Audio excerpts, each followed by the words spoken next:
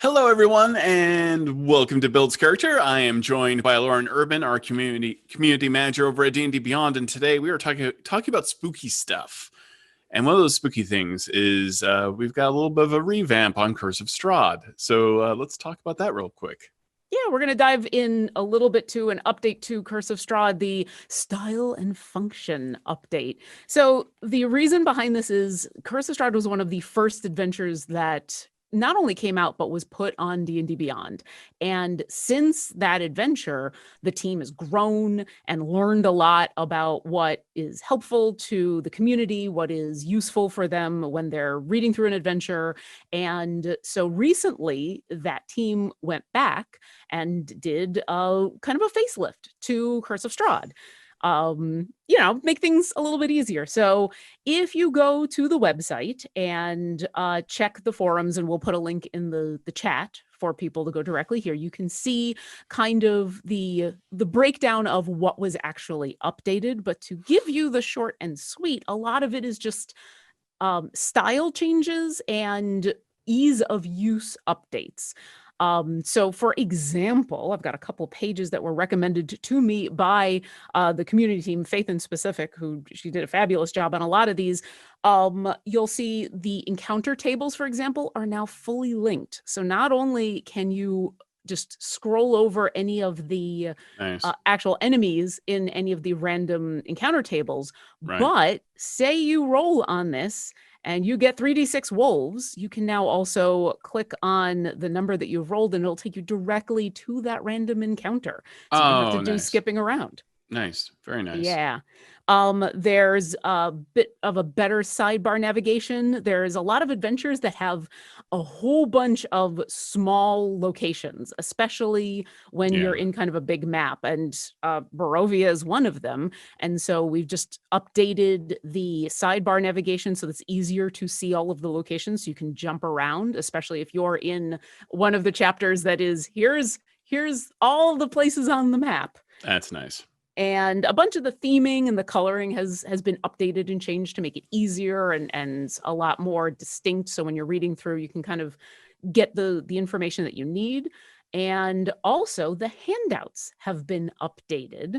So you will now have access to not just the original handouts that are listed in the book in their lovely cursive with their coffee stained pieces of parchment and everything, but you can also get a plain text version. So if you are using a screen reader and your screen reader doesn't like to read off the cursive, you now have just the regular text. If you are not going to print out the lovely piece of paper, but you're just going to put the text into, say, a text chat for your players, you can now just highlight and copy paste. And so it's offering you both of those options, whether you're someone who's going to be creating the paper objects or using the ease of use text. So definitely check it out. If you've bought Curse of Strahd and D&D Beyond, all this is just updated in there for you to go and enjoy. And if you pick it up now, you'll get all of the updates right away. But that's more for DMs, because most of the people who are going to be looking at this are DMs, and we're here to talk about players. We're here to talk about spoopy characters. Creepy characters for not just a Curse of Strahd game, but Icewind Dale or any kind of homebrew adventure you're going to be running during this time of year. Right. So let's dive into that. What have you brought us today in terms of your own personal creepy character? What's creepy for you? See, so this is hard for me. I'm not a creepy character person. And so like my instinct is actually to go in the opposite direction and be like, well, what is the most flamboyant, colorful character that I can bring to this gray, dark, and scary location? But if you would like to remain in the aesthetic of the adventure that you're running, then that's kind of what we're leaning into. And actually, I need to create one of these characters. My husband is actually going to be running a one-shot on Halloween for me and a couple of friends. And I have promised that I will create a character that fits into Barovia that isn't a rainbow Aarakocra that shoots sparklers. So I might be coming away today with an idea specifically for that character, but I did come up with some other character ideas, and you had a Okay. couple, and then I thought we'd also just kind of go through some of the spells and backgrounds and some of the pieces that make up a spooky, creepy, dark character, because I think we can all kind of picture the Gloomstalker Ranger and the Warlock and Certainly. some of the characters, but going outside of the ones that play into that archetype are sometimes fun. We're actually going to start with one of your characters, Todd, because Okay. why not start with necromancy? Yeah. Talk to me about motivational necromancy. So motivational necromancy, because I didn't come up with a good name, so this is just this is telling you what you're getting. So motivational necromancy is a level 10 necromancer, but very charismatic, because I feel like this necromancer is a necromancer about town. So there's a couple of important things about being a necromancer. People often want to vilify you. They want to accuse you that your magic is wrong. Sometimes clerics named Orkira will tell you that undead are evil. It's all lies. But you have to deal with this as a necromancer. People will always shame you for your career path, even though you are providing, free labor. You are recycling. You're doing everything right as a necromancer. But I feel like you need to be, and I should put, probably with that in mind, I should put a little bit more, I should put proficiency in persuasion and deception to kind of get me out of that grave digging kind of situation where people are like, hey, why are you digging up bodies? But this character has, first off, a very important cantrip. And investigation is good for like finding the good bodies. History is good for that too. You're going into tomes and stuff like that. Survival is always great. Mold Earth is key to getting to some skeletons and bodies. Like, unless you want to have shovel and you have access to a sidekick, which you totally should have a sidekick if you are a necromancer. I mean, isn't this getting you access to a sidekick? It Isn't is this literally the first step? I want a creepy sidekick too. That's just like really super into it. So this is kind of a resurrectionist in a way. In the old 18th century term, you would use mold earth to uncover dirt from graves. You would get those bodies. Now, what's great about this is obviously you're causing fear and stuff like that. You're casting animate dead. But what I gave this character is the leadership feat, which should be under features and traits. Yeah. So Inspiring leader. Yeah, you're not only, well, you're two things. Number one, you really care about your undead, as I often do. So inspiring leader allows you to spend 10 minutes to inspire your companions, shoring up their resolve to fight. When you do so, you can choose 6 friendly creatures to you, which can also include yourself, within 30 feet of you, that can see and hear you and that understand you. Now, skeletons understand you, by the way, and they have actually a surprisingly high intelligence. So each of these creatures gains temporary hit points equal to your level and your charisma modifier. And I adore the idea of a necromancer who is just giving motivational speeches to their undead. So you are bolstering your skeletons, you're giving them extra temporary hit points. You really care about them. Let's go to the other feature I chose here. I like being the Tony Robbins of necromancers.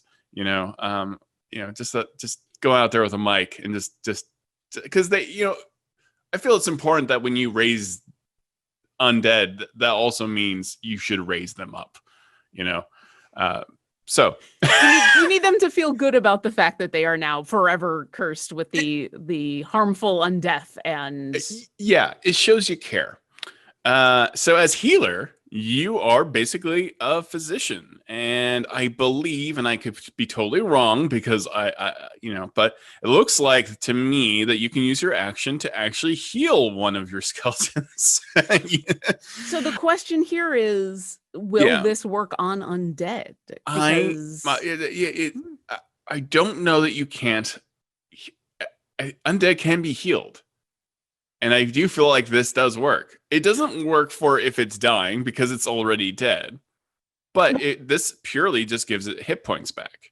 The reason I ask is because a lot of healing spells very specifically say will not work on undead. Yeah, So exactly. I wonder, we just did the errata thing. I should have looked up this in errata. Can you actually use a healer's kit? Well, Or, you know, rules written, it looks like I can heal undead. So I imagine that this is you taking care of these skeletons. You know, you're bandaging them up. Maybe you're you're trying to get them that extra mile. However, with anime dead, once those skeletons are no longer possessed of that magic, they can never be possessed of that magic again. They're gone. They're destroyed. So yeah. But I think this is kind of an interesting necromancer. I know necromancers are creepy, but I've always wanted to play one. I'm kind of playing one now. Not really, but like Avern's pretty dark right now. But I do like that Frankenstein angle of being a necromancer. I find it a little bit more charming. The fact that you have to blend into society a little bit more. You're not all like, I'm in my dark black robe and I'm like got a giant shovel and a scythe. Like I like the idea of someone that sees this even culturally within their town or the world they live in, that they're actually doing good by controlling. Yeah, skeletons are technically evil, but we also, if you don't want to go for that evil, you got Dance Macabre, which gives you access to undead that will automatically drop. Yeah, it's interesting that you mentioned Dance Macabre, and we had somebody in chat asking, how do you tie in FH? How do you build a spooky bard? It's funny both of you asked. If you don't mind, can we move on to one of my characters? Absolutely, yeah. Bards are good at spookiness. So it is a wizard necromancer, College of Glamour bard. And the reason I went for this, because I was also thinking about the necromancy angle and how do you make this not your classic necromancer? Mm-hmm. Well, so I took a lot of the same ideas that you were thinking in a slightly different direction. And not only, and this was kind of inspired by Dance Macabre, that spell specifically, which I'll pull up in just a second, because even though the spell itself just talks about raising several bodies into undeath, the flavor of the dance got me thinking about a bard who's basically the Pied Piper of undead and coming into town. And the thing I liked about this, if you're going to go for the creepy, spooky route, is there's specifically a glamour bard. Now, glamour sounds like the kind of subclass that you go for when you're trying to be flamboyant and not spooky, but what is more creepy than someone who comes in and they do their enthralling performance? So once per short rest, you can perform for a group of people, inspiring them with your dancing and singing and performance, and they all have to make a save. And if they fail the save, they basically are charmed by you and they idolize you, and they will help you and assist you, and they will talk to everyone that they know about the wonderful things that they've seen. It lasts for an hour, and this is one of the few charm spells in where the target does not realize that they've been charmed. Yep. Which is creepy. I've kind of avoided charm spells in specific because it's got some in real world creepiness, but this is interesting. Yeah. But here's the fun thing. So you arrive as this flamboyant bard to the town and you're going to do your enthralling performance. The people who succeeded, they're now your friends and your allies, and they're going to help you out with whatever you need. But you're also a necromancer, and you're going to dance macabre at the same time. And of course, you're going to bring up some giant rats. Why not make giant rat undead? Dance macabre lets you do small or medium-sized creatures. Oh, wow. Giant rat is a small beast. I even found a diseased giant rat, although... Wait, so don't they have to be skeletons or zombies with dance macabre? Well, if it's a skeleton of a giant rat, then why not? Yeah, I would allow it. I mean, the rule of cool, right? Yeah, exactly. You know what? Let's just pull up Dance Macabre because I'm pretty sure I had it in my list. Oh, I didn't, because we were going to talk about it here. So, is it in my spells? Oh, I did that thing in where I just didn't even add spells to it. Here, let me pull up Dance Macabre. I So, know it's but I love the idea of like performing for this crowd and the people who love you. They CABE. Oh, look, you can see the infinite us. That's fun. I have not spelled this correctly. The people who love you are gonna love you and help you out. The people who are not taken in by it, suddenly you've got a whole bunch of undead rats. Rat skeletons, and they're now frightened by you, and you now use your necromantic power to coerce, cajole, convince. Depends on how spoopy you want to get. You are totally right. So we threads of dark power leap from your fingers and pierce up to 5 small or medium corpses, and you can see them within range. Each corpse immediately stands up and becomes undead. You decide whether these are zombies or skeletons. These are statistics from the monster manual. Just because you're using those stats doesn't mean you couldn't apply those and just say that these were giant rats that you resurrected. I like this wiggle room here that does not specifically say humanoid. And that you could just say, hey, and that they're doing this type of damage. They don't look like the skeleton zombie that you see in the monster manual, but they do these things. And I love that. Exactly. And because they're small, they still work in that you're raising a whole bunch of them, which is completely appropriate for a whole swarm of rats, even if they are rodents of unusual size. And because you are a bard of at least 3rd level, you were talking before about taking being persuasive or being intimidating. And you know what? When you're a bard, you just get at least half proficiency in everything. So, it's pretty easy to have that performance and that sway to convince people that the rats are your friend and everything's fine and you should really just help me with whatever it is that I need. I also took the actor feat because I thought that would be super fun.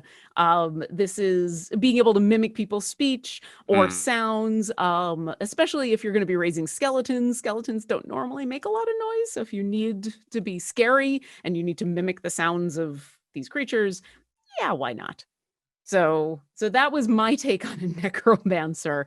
I did want to bring up a couple of other spells in specific that might be inspiring for people.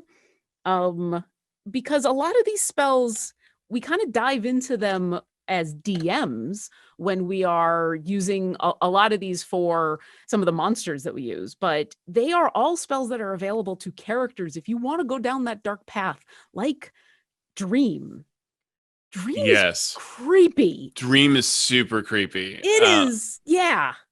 Have you ever used this in a game as either a player or a DM? I have used Dream on players before, and it's any kind of illusion magic is pretty scary. But like Dream, I grew up on a horrifying movie called Dreamscape, and there's lots of dream-based movies. Inception is a good example.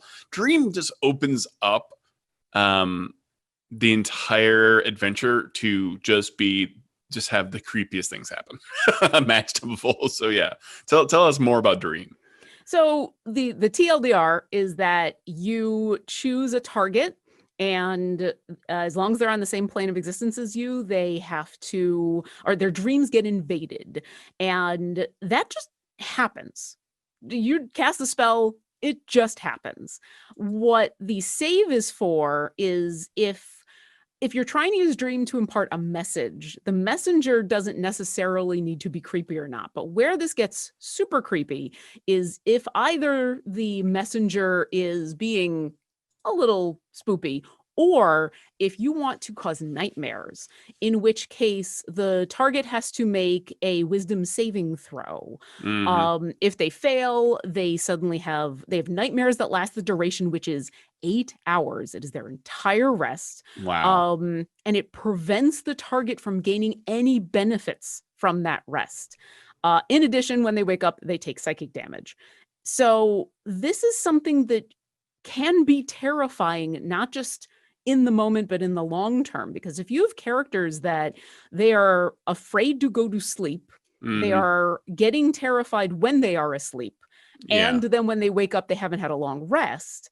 That is a cumulative thing. Now, imagine being a character that has access to this and Yeah. is using this on whoever, maybe you are trying to convince someone of you're doing the Christmas thing and where you're showing up as the ghost of Christmas future, Yeah. and you're now giving Scrooge nightmares and hoping that through this constant wearing down of not being able to get any benefits from a rest and constantly being scared at night, that maybe it'll make them change their ways, or more nefarious circumstances. But like, it's just a creepy spell, and it's only 5th level, and it really doesn't require anything outrageous in the form of components. No. So it's actually really easy to get a hold of if you're a high enough level. It's probably the most haunting spell because the range is you just need to know about this creature, and the range is the plane of existence. And this is really fun when you think about it. Like, what if you have a king who you would maybe never get access to, or could really do anything to without like severe repercussions? You could cast Dream on a king, and like you said, like, okay, you're doing things wrong. You're being horrible to your people. That's the nice way of doing this, maybe. Mhm. Um, there are a lot of darker ways, but the fact that it's like the prime material plane uh, is pretty dark. I am kind of amused about doing this to say like demon, like a devil in Avernus that isn't immune to psychic damage, because all you need to do is know them. So if you're Also, the fun thing about this is the terrifying nightmare. Yeah. What does a demon have terrifying nightmares about? Is Oh, it devils, or is it like candy and sunshine and rainbows? Probably Avon. Probably my character. No, yeah, it's probably a little bit of demons. It's bad contracts. Paperwork they didn't fill out properly. The demon who is directly above them. Kind of like your homework isn't done that nightmare. Like Yeah. So I think that's what's happening.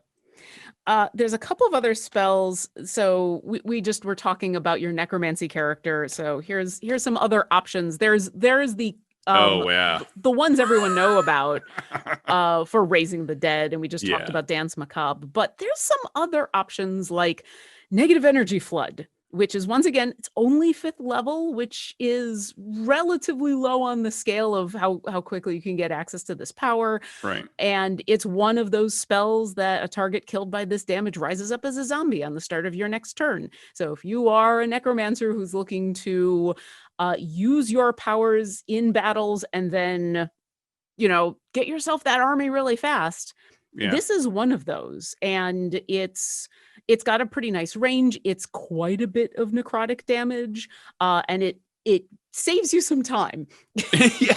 It's got form, it's got function.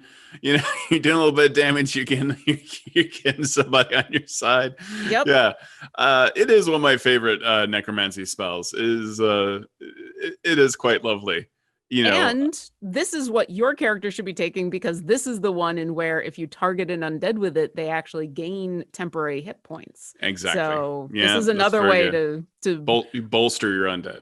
Exactly. And it's only 5th level, and so you don't have to wait for the daddy of all, I'm going to kill you and turn you into a zombie, which is, of course, Finger of Death. 7th level takes a little bit more time. This is definitely a serious spell. Once again, once you get to this level, you just point at somebody and be like, nope. And if they're at that Constitution saving throw mark and fail it, you got another undead under you.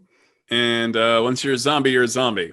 So revivify, you're just bringing back a zombie. I believe raise dead, you're bringing back a zombie. like your creature type changes permanently. Yep. So you really need like high level magic to get you out of that situation. So things like Finger of Death are really scary for player characters. I think every DM rules on this a little differently. Even though rules is written, you don't come back from this. You are a zombie. That there is no change in that fact. I would be interested in high, resurrection magic accidentally creating a revenant for roleplay purposes, because I think a lot can go wrong. And I'm a big fan of movies like Flatliners, stuff like that where that transition from life to death and back again, sometimes things don't go quite the way you're hoping. So that's always been a theme in horror and spooky stories. So Finger of Death would be interesting for that. And there's a lot of precedent in D&D for revenant characters in general. Yes. And there's already 5th edition stuff out there that lets you I don't think there's anything actually called a revenant, but I know one of the recent UA subclasses dove into that you've come back from the dead. There's other ways of getting that same flavor without necessarily having to go the full revenant route, depending on what you want as a player character. But absolutely. There's a lot going on. The big one is Cree Undead. And the reason why Cree Undead is like the mother of all necromancy spells is because it gets into this.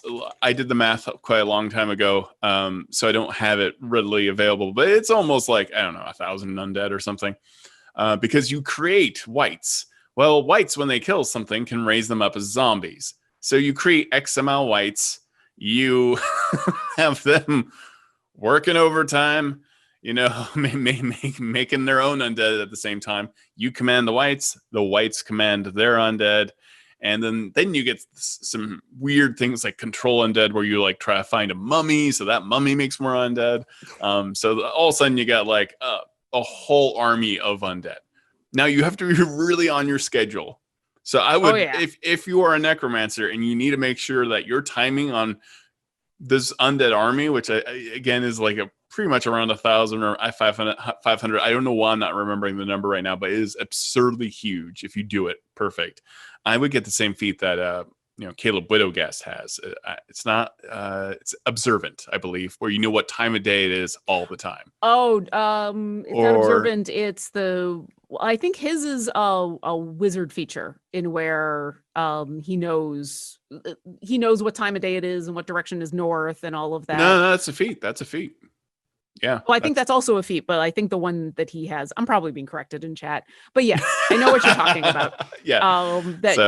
Because you only have control over them for 24 hours until you have to cast it again, or else it's a undead domino effect, and where suddenly your army is not your army anymore. It's just a problem. Just a huge giant problem for you. Yeah. There's nothing more embarrassing than a necromancer that loses control of their undead. No, like somewhere out there is the world's worst necromancer, and that's probably why your world is infested with undead. Yep. Because it's just a path of a necromancer who is just either lazy or just can't keep track of time. So there's a character idea for you. You are the world's worst necromancer. And so you're going on this adventure with your friends, and the whole purpose is to stop the undead army that you created. We had a couple more questions specifically about the dream spell that we were talking about, from creator wanting to know, how would one track someone who is causing them nightmares? It would be difficult. Yeah. It would be super difficult, because you're just having a dream or a nightmare. And so if whoever is causing this dream is smart about what they're doing, you can leave very little in the way of clues in order to figure things out. It does last 8 hours. And so I would think that there might be some stuff as a DM, if this is a player that's being subject to this, there'd probably be some checks that fellow players could do to try to figure out what's going on. If they're, if you're waking up every night and you're having these nightmares and you're not having a chance to rest, I think your party's going to help you out. But I think if you're the PC using this spell, if you're smart about how you're doing it, it is super hard. It could be very OP. Obviously your dungeon master shouldn't put you in a situation where this is just happening to you and you have no choice. No way of investigating who is doing this. I would opt for the components. If they have the last sentence says, if you have a body part, lock of hair, clipping from a nail, or anything similar from the target's body, its saving throws at disadvantage. That's a good narrative hook. do you remember someone just grabbing a lock of your hair, or like something, like like who do you not trust, to have done this? I know there are pieces of your characters running around sometimes. So Yeah, and that's why you don't give blood in D&D either, because clones happen. So yep.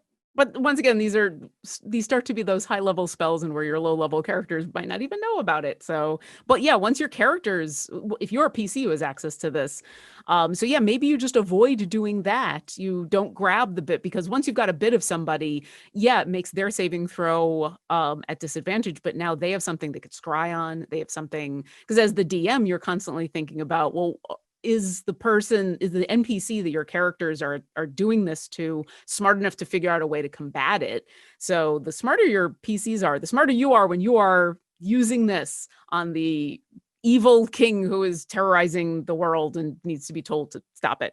Because why not be a good person who's using a horrible, horrible spell? yeah. Couple more questions from chat. The Great Groot wanted to know, I'd love to see what the closest you can get to a vampire using only official PC options would be. Oh, I've already done it. Oh, yeah. Well, do share. Yeah. Well, I'll tell you right now. There is an Unearthed Arcana, and Averin is currently an undead warlock, and that allows you to eventually, when you take your dread form, which is this very skeletal or vampiric looking form, that allows you to be immune to being frightened. When you hit somebody, they become frightened. It allows you to do an extra dice of necrotic damage when you hit somebody.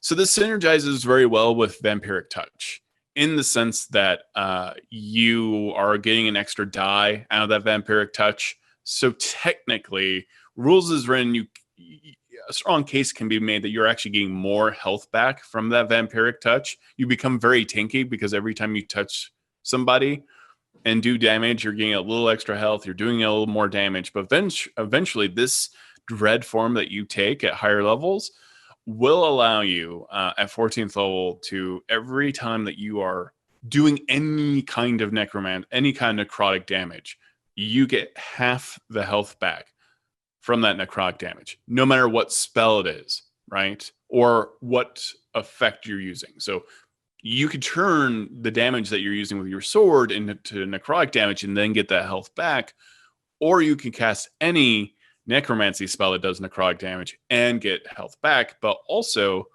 if it's half, and you're already getting half from Vampiric Touch, and then you're getting half from that ability as an undead warlock that gives you half as well, then you're getting full. So every time you do full amount of damage as Vampiric Touch, you're getting that exact amount of health back to you. So instead of getting half, you're getting it all. So you are a very effective tanky vampire. I might even take, make sure your constitution's high, and I would probably take something like durable that would also get your health points really high, and you're just a sponge. You're just a creepy sponge. Get that strength up. Don't need to bite any necks. Just take it right from them. Yeah. Or that's just one of the features that you get if you go further down the wizard necromancer path. That's also true. If you kill people, you're able to get I believe it's temporary hit points back, but you're able to get some health back. You do. Of course, that is dependent on people dying, which they're going to. Yeah. It's all, you become the wizard, warlock, vampire equivalent, and you can still go out in the daytime and cavort. It's fun. It's very tempting to dip two levels into necromancy. I'm not gonna lie, into necromancer. There are some very high end benefits to getting health back when you kill things. So. Yeah, especially when you're playing a class that doesn't normally have either a lot of health or the ability to really be tanky or resist damage. You're a backline fighter. But I would like to pull up a barbarian of mine. Because we've been talking about some. Oh no! Did we make the same barbarian? I'm very worried. We came very close. So mine is a little bit more flavor. What I liked the idea as a barbarian, because once again, there's this archetype when you think about spoopy characters, and barbarian usually doesn't fit into that. They're yelling and screaming and running around, and yeah, they can be intimidating. But I thought what if you have a barbarian that is silent? Because Jason Voorhees, stalking you silently, following you wherever you go, unkillable. Everything that you do to this character is just shrugged off. And what fits that better than a Warforged barbarian? And yeah, I know you got a Warforged barbarian that you sent to me as well, but I just specifically went for not necessarily one that can't talk or does not talk, but they go into that silent rage that is, in my mind, way more scary than somebody who's yelling and screaming and flailing and spitting and doing all of that. But that, oh, you just got quiet and now we need to be worried. And then they're raging, and so everything's at half damage. They're in your face and doing all of this damage, and you're really not doing very much to them. They're fast. I did the subclass in where you can frenzy, because I find that that's also just intimidating and scary to just be there wailing on somebody. And I specifically went for the Warforged because I wanted a character that also only had to be inactive or sleep for like 4 or 6 hours. I was also kind of playing around with an elf, with like a ladrin and things, so that it continues to be that stalking you at all times. You are the PC that your enemy cannot get away from, because you are just always after them. And if you get to a high enough level, you are an intimidating presence. You are literally able to make your enemies frightened of you. And because I was thinking about this, and I'm going to show you, I didn't add it to this character, but I was thinking about making a dragonborn version of this and giving them a feat that you can get, which is literally dragon fear. It is, you get another breath weapon, but the thing that is important about that is that it's the target becomes frightened of you for 1 minute. And so creating a couple versions of this barbarian in where it's all about that fear that you can evoke in the unstoppable, in the silent, constantly after you killer that is going to eventually be in your face and there's nothing you can do about it. This is a really great feat, because as much, the regular, Dragonborn breath weapon is great. But this scales so nicely, and to be able to frighten all these targets makes you very tanky right off the gate. And the fact that this scales, by being tied to your proficiency and charisma modifier, unlike something like the Poisoner or Unearthed Arcana feat, this is going to be useful throughout most of your career. It's Absolutely. A strong feat. It's a very strong feat. Oh yeah, and so if you do want to be that inspiring a fear, this does require you to roar. So you're going to lose a little bit of that silence, but also you could mold that into the persona of like, you're quiet, and then you let out the roar, and now everybody's frightened of you. But let's pull up your Warforged. Tell me a little bit about Consume. So Consume, I've been very, I love werewolves. Okay, I've been watching a lot of werewolf movies lately. It's Halloween. I just watched, Wolfman with Benicio del Toro and Anthony Hopkins, which is, for me, a fantastic film. I don't know how anyone else feels about it, but I enjoy it quite a bit, because they really turn, though they have this very old timey way of making the wolves and how they look, which isn't always my personal aesthetic. Boy, when they attack, it is a nightmare. It's like watching Aliens. They just completely destroy everything, and they move so fast. So they kind of bring that fear factor into werewolves again, and I adore it. So I'm very obsessed with Barbarians, Path of the Wild Soul, not Wild Soul, but Path of the Beast. Path of the Wild Soul. Yep. Oh, You're right. Nope, I must have done something wrong. I've done something wrong. Does it say Wild Soul right now? It does say Path of the Wild Soul. All right, well, somebody, and I am that person, has messed up. It should be Path of the Beast. So what Path of the Beast does for you, and I'm going to adjust this live on air, is I must have been... That's okay. I'll get off of it so you can do that, and I'll bring us to Path of the Beast, which is also in UA. Yeah, that's perfect. So Path of the Beast is basically you really, it even says within the Unearthed Arcana, this is your parents might have been lycanthropes. So it's really fun because you eventually get the ability to make claws, a tail, to bite. And so, and I believe it should be fixed now if you refresh. Sure. That means that you have these natural attacks, and these attacks are fantastic and creepy. Because this is a natural fit. If you want to play that werewolf character, that lycanthrope character, you're always going to be thinking like, I'm just going to play like a flesh and blood character.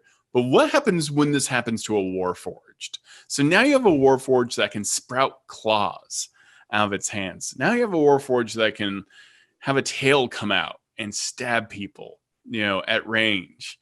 But the creepiest thing is Warforged already get a +2 to their Constitution. So you're already going to be, a pretty great barbarian, in my opinion. You put the rest of your points in strength. You got a lot of hit points. But here's what's creepy about Consume the Warforged, and that I absolutely adore, is that when you look at the attacks, when you hover over Bite, it has when you click on Bite for this subclass, when you enter your rage, these teeth erupt out of your mouth. Your bite, your mouth transforms into a bestial snout, or you have mandibles. It's your choice. That bite does 1d8 piercing damage on a hit. And once on each of your turns, when you damage a creature with your bite, you regain a number of hit points equal to your Constitution. You're just all about that sucking the life out of other people, whether it's your vampires or your necromancers or your werewolves. But this is so scary to me that you're being eaten by a robot.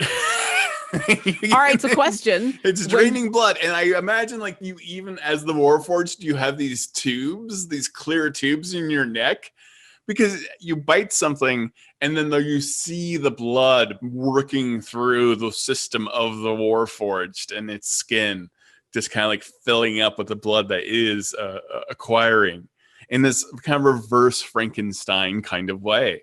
This robotic monster, that this Warforged that is fueled by blood. That upsets me. I don't like a robot fueled by blood.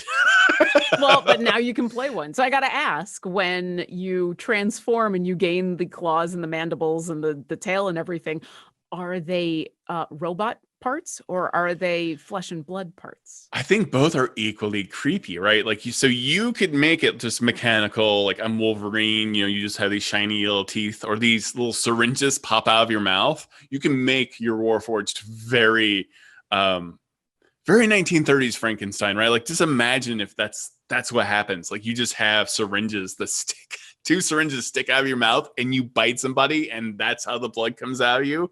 That's horrifying. And there's even like little tubes and gears that's pumping the blood out. But if these things are grafted on you, this is way more creepy to me. So if you just have a set of teeth, like, you've seen those dolls where they have like real teeth, real human teeth. Mm-hmm. So upsetting. Yep. So you could play a Warforged that has like claws, hands that have been grafted onto it. In this case, a tail that's been grafted onto a Warforged, fangs and a mouth that have been grafted onto your Warforged, and this just becomes this pure, absolute horror and a little Terminator, actually, when you think about it. Every barbarian has a little bit of Terminator in them. And you could I'd play this in the reverse in some ways of saying, like, maybe once you were completely covered in flesh and those times have passed and now your skeleton is now there for everyone to see. And these are only fleshy bits you have left that you are still attached to you. So this is very upsetting to me. I like it. This might be one of the characters in where if you're going to create this for your campaign, if you're going to play this, especially if you're going to go with the my teeth turn into needles, you might need to check in with the rest of your players. Might want to... You okay with this? Is this gonna, because needles are a thing. So Yeah, needles are a thing. Yeah. I mean, I don't like talking about this, and I'm smiling, but I'm horrified on the inside by my own ideas. So. I mean, that's what this is all about. I have one more character that I want to show you just because I thought this was fun to create, that was completely different than all of the other horrific things that we're talking about. And then we have some more questions from chat, because we've done a lot of characters that are going to work really well in a Ravenloft setting. I mean, your werewolf, the vampires, all the necromancers, a lot of that stuff, any of the creepy campaigns. But I mean, recently we had Icewind Dale come out, and one of the main features of that campaign is the setting being as creepy and dark and as scary as it is. It being forever night, it being cold. And what does every good horror mystery story start with? But it's a dark and stormy night. And so my Furbolg Druid is here to be that dark and stormy night.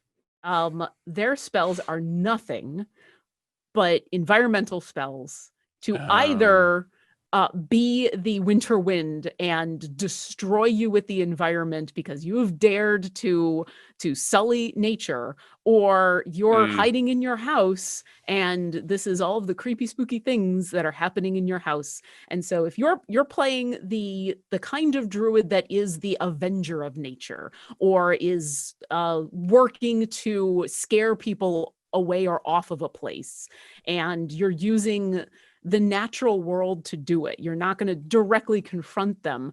Well, why not have thunderclaps and gusts of wind and frostbite, a little bit of fire, being able to mold earth, being able to move the ground from people, being earth tremor, fog cloud, and thunder waves. So now you can't see where you are and you're being blasted back and the ground is trembling. Warding wind, and some of the, here we go, call lightning, because of course, why every good storm, you're being struck by lightning, sleet storm, wind wall, tidal wave. Depending on how high of a level you're going, the amount of druid spells that you can just dip into to be nature incarnate, to be the scary thing that shakes the house, is so much fun. And then I specifically went Furbolg, not just because I think most people think Furbolg and they think like the happy, nice, furry, wonderful, huggy, kind of pleasant creature. And I think you can still be this, but then to have that, I will protect and I will scare you away, and I can talk to the plants and I can encourage the forest around me to come to my defense. And if I need to, I can turn invisible and I can be gone. And so this is another character in where you can do the task that you need to do, or help your fellow PCs with whatever task they need to do. And it's never you, it's the world itself that is the horrifying presence. I think this is going to depend on how you want to play them, but this is a character that you can play kind of role playing however you want, but then all of their powers are just terrifying in that dark and stormy night. Yeah, and then they've got that disguise self as well. So like they want to appear to be something else. One thing I am also I like quite a bit is I go a step further and maybe make this character, because I love scarecrows. I'm obsessed with them. Use disguise self to look like a scarecrow and have that storm just out there, be hidden in that field and be that creepy thing out there. Also, like Warforged scarecrow would be pretty cool. Yep. And you got your friend who is casting Dream at night. So when your target is finally trying to get some sleep, now you're tormenting them in the middle of the night. Such an unusual, I like it. That's so evocative. It's such a weird way to approach a threat, because you can really manipulate maybe someone at extreme high power by affecting the weather, by affecting their dreams, or a town. You can menace a lot of people this way, scare an army to decide not to go forward. So Yep, scare some bandits, and you're either just trying to scare them off or scare them into reforming. It doesn't necessarily have to be evil, but you can go that dark, creepy, scary route with a lot of these characters for a good reason, for a good cause. But it's fun to be able to dip into this and go that dark route, and then also have what are essentially non-violent options. These are a lot of these are options that don't involve fighting. They involve creative role play, and they involve, no, we don't want to go out and be murder hobos. We're gonna go and we're gonna scare you into leaving. We want you gone. Well, here you go. You've got Erupting Earth on there, and I always like choosing that for a Necromancer because it always creeps me out. Cause I'll never forget Poltergeist and movies like it, where there's always this part where like everything bursts out of the earth, and it's like coffins and skeletons and stuff, and like a burial ground. So I always flavor Erupting Earth that way as a Necromancer, just to creep people out. Yeah, because it is all about you taking something out of the earth in some way. And so I always find that to be kind of a fun thing to cast as a Necromancer, but that's just me. Yeah, this is lovely. I like this character. As a Druid, maybe this is the one that I will play in my game coming up in Barovia. We'll see. Because as I said, I have a hard time going dark and creepy, but I feel like this is a character that has the duality that you can have a character that isn't necessarily brooding and dark, and we don't want to go edgelord. We want to have some more flavor to our darkness, some interesting bits, and this kind of appeals to me. That and the Tempest Cleric, like I'm very drawn to Tempest Clerics, and I could see that same type of thing, because a storm can be many things to many people. I love storms. I love them. But also, my family has been the victim of storms in pretty massive ways. One of our hometowns doesn't exist anymore because of a storm. It just got wiped off the map and doesn't exist now. But this is a fantastic. I love the idea of an environmental spooky character. This is fantastic. I love it. We have a few more minutes, and we had a couple questions from chat that I wanted to get to. Justin T. Gann wanted to know what's Lauren's favorite spoopy character to play that she's played. And to be honest, I haven't played one yet. I don't gravitate, but in a couple weeks, ask me again after Halloween and this game goes. Todd, how about you? I totally disagree. You played Callie, a Warforged soul knife rogue that was so polite and almost kind of like this polite, had a polite southern accent, and created these soul knives that create psychic damage, and just went like, do you want me to kill this? I'll go kill it for you. And that is terrifying. Callie's not trying to be all spooky and scary and edgelord. It's Callie's and you also know that I play a character like Ren, named Ren, that also is a Warforged, who kind of has this creepy mentality of this innocence, or this specificness, or this nightmarish and scary logic. And the end of Callie's arc is one of my favorite things that I shouldn't, in-game know, and I screwed up. But I was so obsessed with the concept of wanting to save your creator and make them immortal was such a nice flavor touch. And reminds me, that's one of your creepiest characters you've ever played. Anyways, I digress. And I guess I wasn't playing her creepy, and I guess that makes them more creepy, because for her it was all just logical and protecting the people that she loves, and why not be just efficient in the way you murder? There's nothing spoopy about that. Fanboy of Bolus wants to know, how would you make the spookiest fighter without UA? I guess some of the barbarians that we were talking about, is there an actual a real fighter that you would go for that could be spooky? I was thinking about trying to create a I've just forgotten what it is, the mounted fighter to do like Cavalier. Like a headless horseman kind of thing, but I wasn't able to pull it together in time. I got very distracted by Headless Horseman. All right, so they're a fighter, and will be the Cavalier. Wait, what if I made them a centaur? and that's funny. And then I went down the funny path. So I failed miserably on making my own fighter. Yeah, like a headless warforged that has blind fighting of some kind, you know, yeah. Something like that.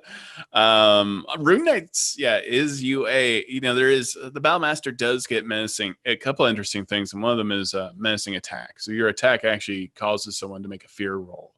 So you flavoring that menacing attack in a creepy way as a Battlemaster and kind of making that part of your character, I think is a good way. And then maybe dropping in, you know, a mage, you know, a magic initiate feat to grab something like, you know, minor illusion and, you know, some first level spell to create other spooky effects around you. I think I would probably not fighter, but I would Fallen Azamar Paladin with a summoned steed who looks more like a nightmare. Yeah. I'd probably go that I would go full on spoops at that point if I want to go they're technically a paladin, but yeah, you want to be the heavily armed with a sword in your face. Yeah. Creepy, spooky, and then you pop out those wings as a Fallen Azamar. That's scary. Literally and figuratively. Yeah. You've defined how the day is going to be. There you go. So, all right. Well, that was our builds character. We hope that you are inspired by some, I mean, I'm terrified by even my own imagination. I'm a little concerned, but I love all of these different characters. I'm very excited that Ravenloft got a bit of a polish on D&D Beyond. Curse of Strahd is absolutely one of my favorite adventures ever. I'm obsessed with Ravenloft. I have the original artwork for the original Ravenloft module on my actual wall, framed in a very gothic portrait of Strahd. So check out Curse of Strahd. You know, it's a really fun adventure. It's perfect for Halloween. It's been revamped very recently on D&D Beyond in more ways than one. And I think this is a great time to kind of like delve into the creepy. But remember, if you're playing spooky characters, sometimes the best thing you can do is not play in a spooky campaign, but a very normal campaign setting. And that makes you all the spookier. So, all right. Thank you so much, Lauren Urban, our wonderful community manager at D&D Beyond, who is also just one of the most giving people in the D&D community. She's probably in every live stream on the planet. I'm really not. She's always there. She's watching you. I also do not have any fun Ravenloft things to share. I'm just wearing the fun t-shirt. Very spooky. My spoopy t-shirt. This is as spoopy as I get. Sorry. Thank you so much, Lauren Urban. Thank you all for watching. Have a great day.